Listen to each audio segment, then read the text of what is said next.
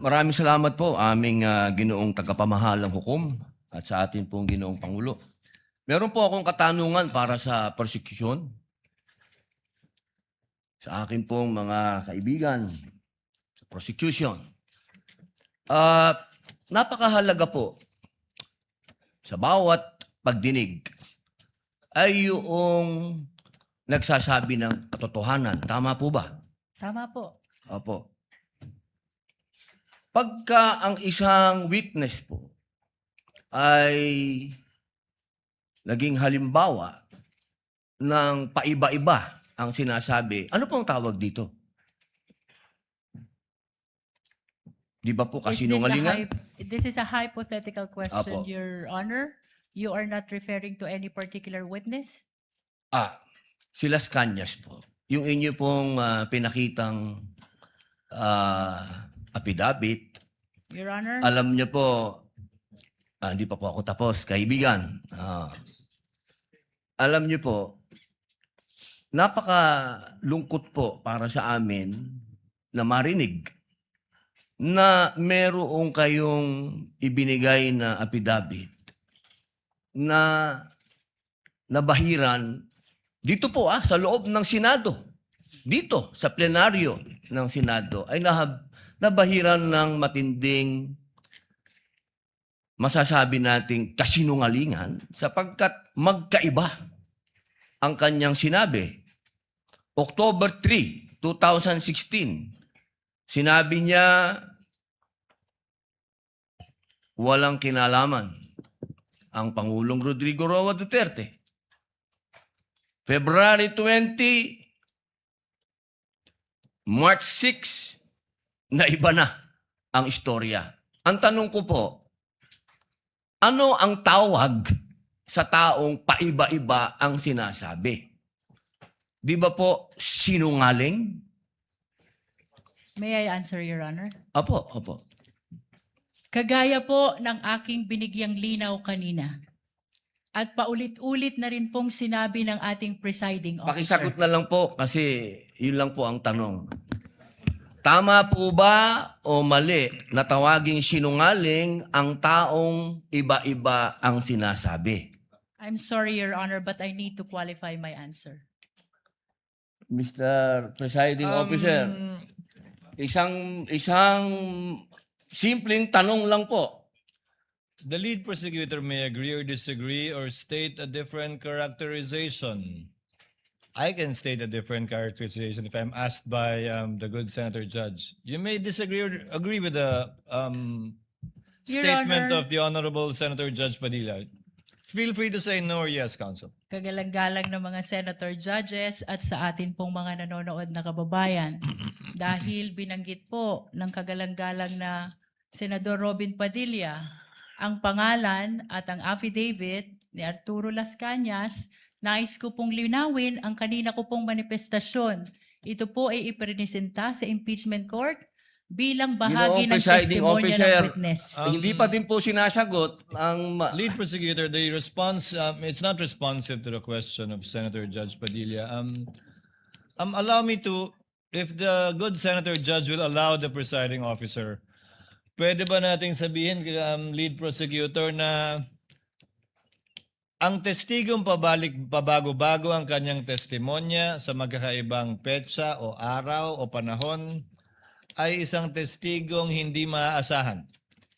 Without particular reference to Arturo Las Sa Cañas, pangkalahatan, I agree with you, Honorable Presiding Officer.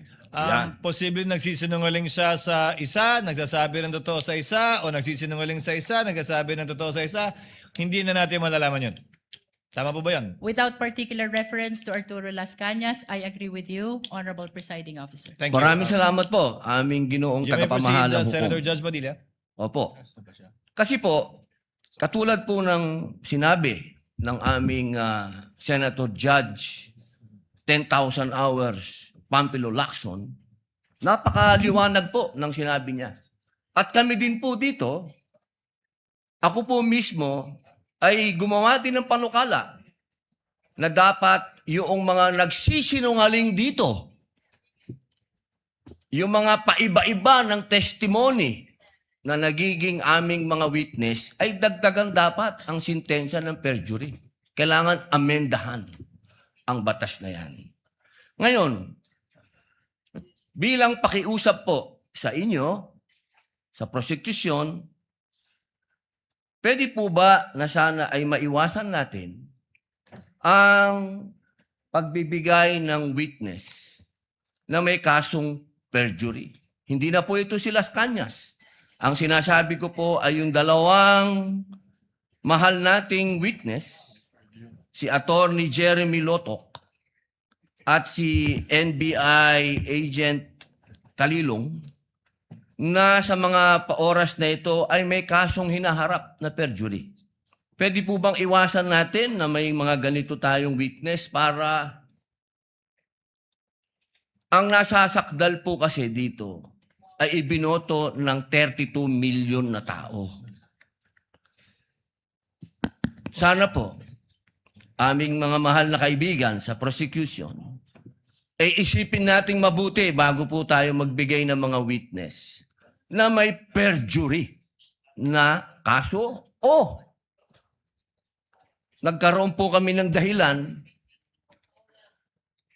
na gumawa ng amenda na itong perjury ay amendahan. Pwede po ba yun? Your Honor, with all due respect, I would like to take exception to the question and manifestation of the Honorable Senator Judge Robin Padilla.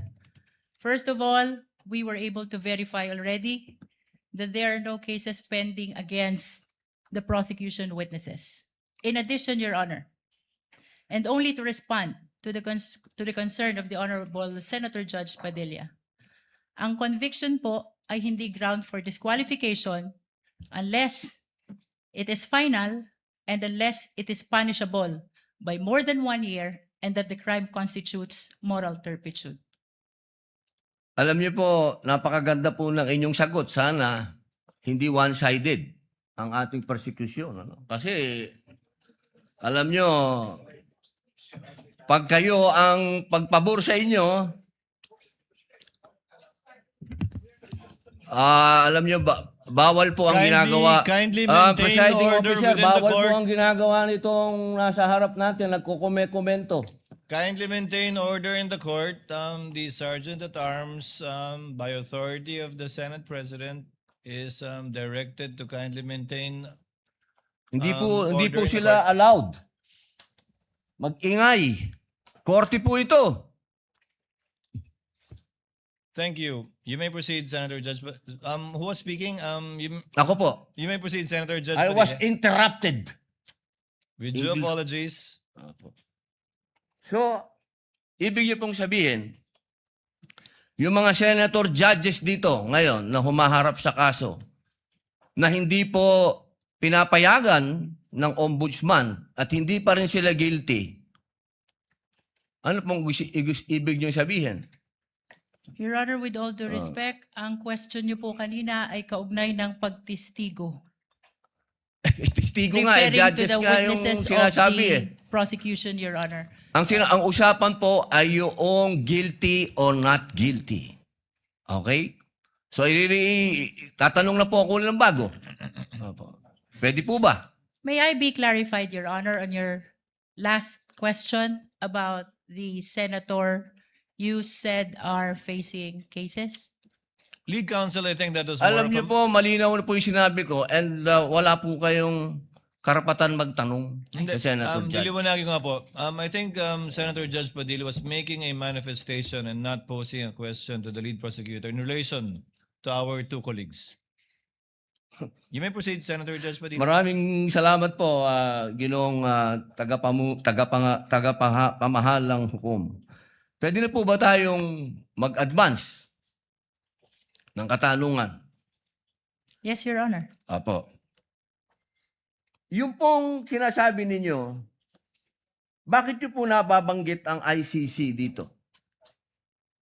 Ano po ang kinalaman ng ICC dito sa ating pagdinig? With all due respect, Honorable Senator Judge Robin Padilla, kagaya po ng nabanggit ko na, at marahil panglima ng banggit ng presiding officer nabanggit po ang ICC, kaugnay ng affidavit ni Las Cañas na ipirinisinta po ng prosecution bilang bahagi lamang ng testimonya ng witness at bilang bahagi ng naging investigasyon ng Special Task Force ng NBI. Maraming salamat po. Senator Judge Padilla will please wind up. You can Opo. avail of a second round if you wish. Opo. Maraming salamat po. So, ibig pong sabihin, malinaw, na kanina sinabi natin na What is the hindi pleasure siya... of, with the permission of Senator Judge and indulgence of Senator Judge Padilla, what is the pleasure of Senator Judge Rafi Tulfo? Walang mic. Kay Senator Padilla. Bakit pag sa kabila pinapayagan sila 5-10 minutes, bakit pag sa amin, sa majority, kinakat agad ni remind pagdating ng 2 minutes? I think nakakalata na kami. So dapat pag sinabing 2 minutes, 2 minutes. Pag sa amin sa majority, pag 2 minutes, pinipindot nito. 2-3 beses.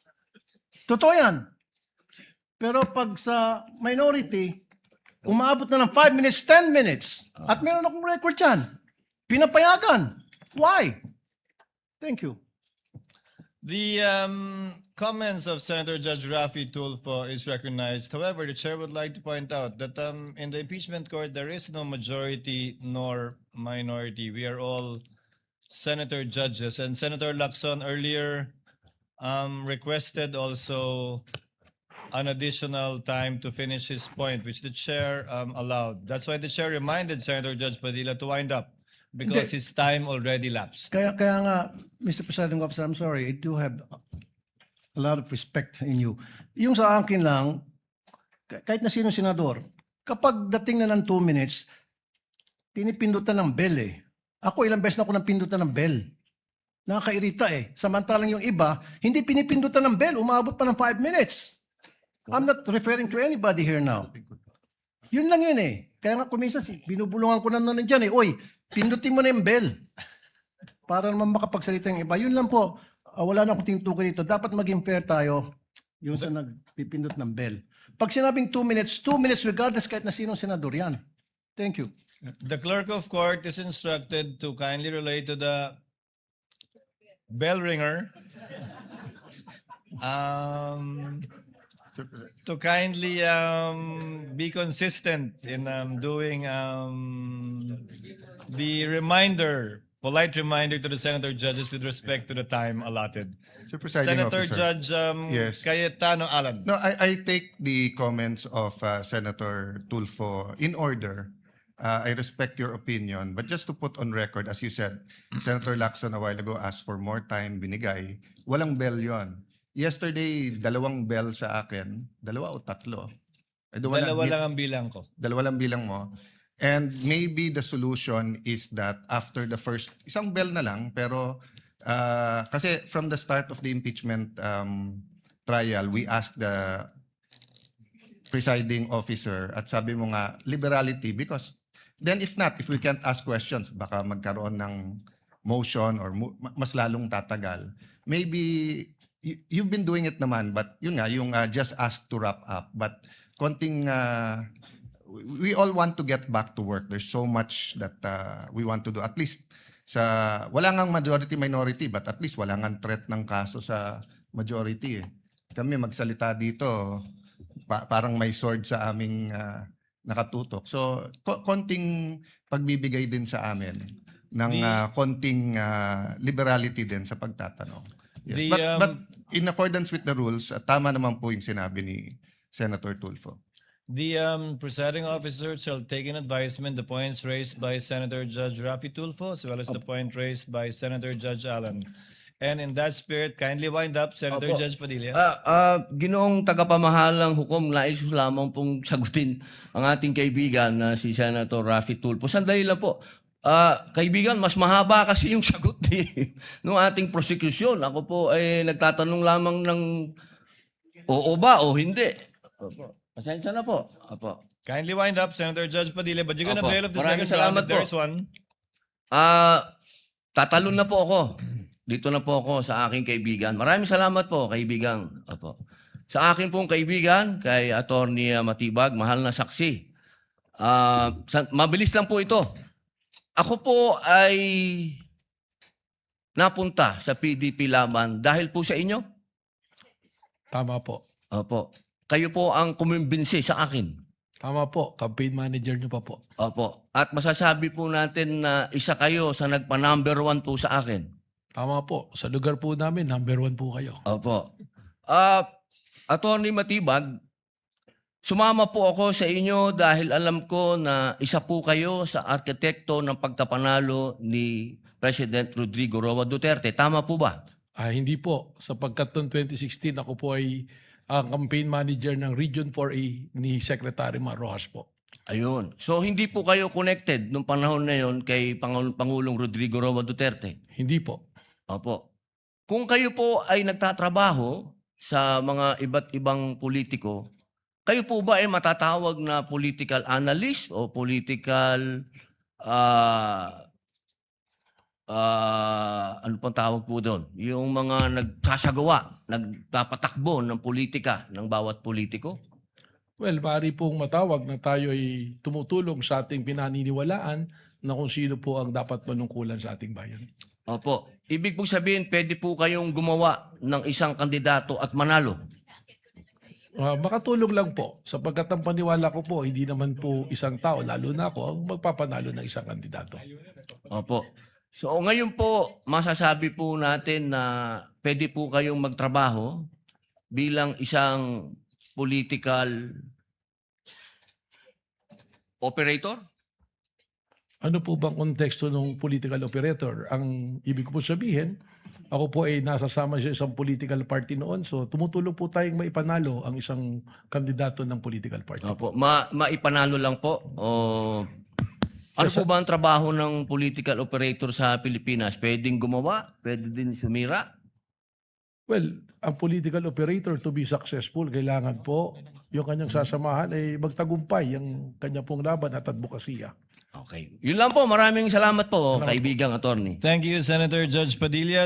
The Senate President is recognized for his interjections. Thank you. Thank you, Mr.